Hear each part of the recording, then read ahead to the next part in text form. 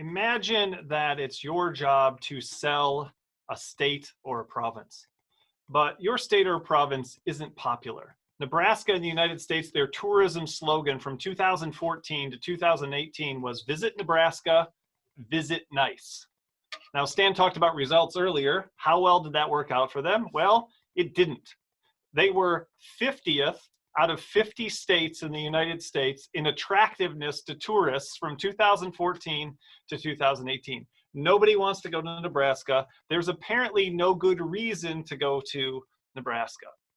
And so there's a job called tourism director for the state of Nebraska. And I wouldn't want that job after you found out that for 4 years straight, nobody wants to go to Nebraska, and probably kind of for all of history, nobody wanted to go to Nebraska.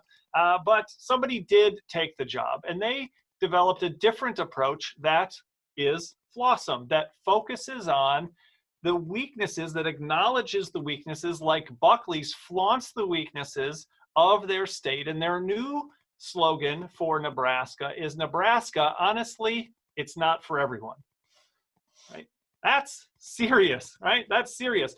This campaign was so effective. They were immediately on the late night shows. They were immediately in the New York Times. They were immediately on the Today Show. They were immediately on Good Morning America. People couldn't get enough of Nebraska. Honestly, it's not for everyone. They estimate that the free press they got was worth approximately $5 million. Immediately, the hits to their website increased. Immediately, the requests for tourist guides increased. Nebraska got everyone's attention by saying, it's not so great here. Most people don't want to come here. Nobody is really coming here, but you might like to. Everyone isn't doing it, but we are a place for someone.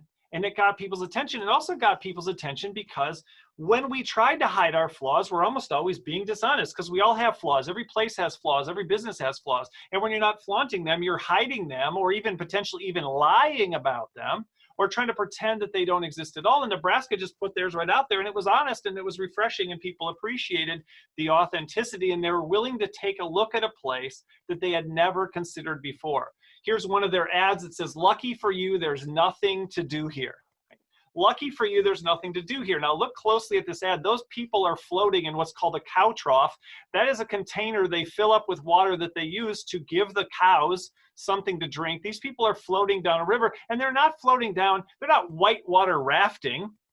There's one paddle in that picture, and it's not being used. There's two coolers in the middle of that, and they are being used. They're absolutely being used. If you want to get a little drunk and float down a lazy river and do nothing, Nebraska is the place for you. You don't have to be an adrenaline junkie. That's next door in Colorado. You don't have to be somebody who's excited about adventure. If you want to relax and take it easy, if doing nothing is your idea of a good vacation, then Nebraska is the place for you. We're not for everyone, but we're for someone.